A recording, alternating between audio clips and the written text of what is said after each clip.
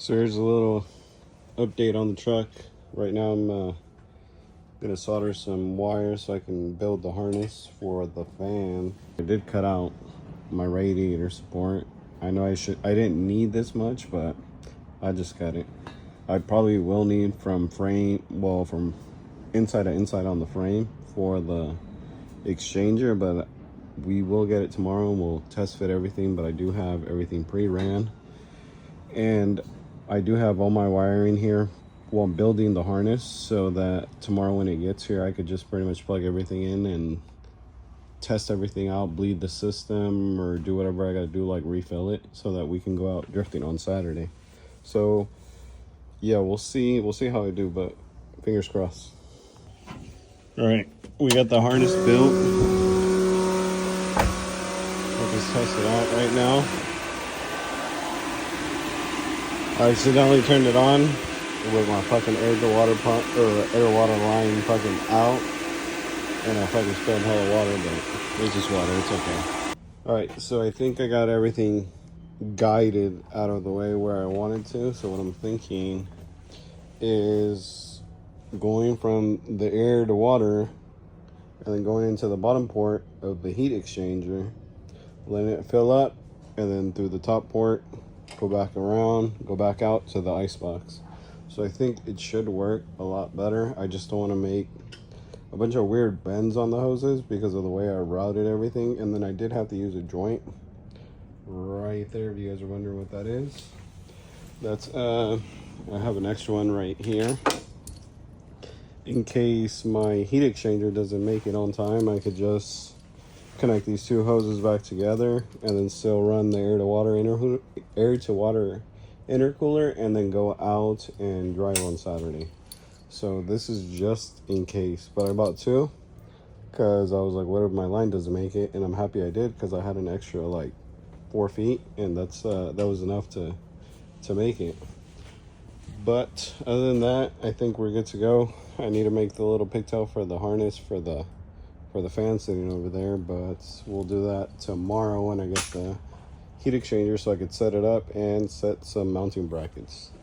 So it looks like we got our heat exchanger. We'll unwrap it and take it out. Alright, so it's in place. I didn't get a chance to update you guys. I made some ghetto ass brackets out of whatever I cut out of this just to go drive tomorrow. But it seems to be working. I'll let you guys know, see how tomorrow goes, and if it works pretty good, I'll show you guys how to set the same setup. So if you guys want to run air to water, of course, it's not a second radiator. Alright guys, it's 6 a.m. I got a little snack at 7-Eleven. We're ready to go drifting. I know these guys are. So we'll see how it goes today. I do have the air to water intercooler or heat exchanger, so I do hope I run a little cooler. I made some ghetto ass brackets and everything last night because I was trying to come and drive, but we're ready. So it looks like we made it after an hour and 15 minutes of being on the road. We're here. The gate opens at 7, so we're about 12 minutes after, which is pretty cool. We'll set up and get everything ready. So I'm so used to not recording for you guys that I forgot to record the check-in process. But you guys see there's one track laid out over there, there's another over there, then they have the one over there, and then the one we're going to is all the way over there. So they got a bunch of tracks here, and I fucking love coming here.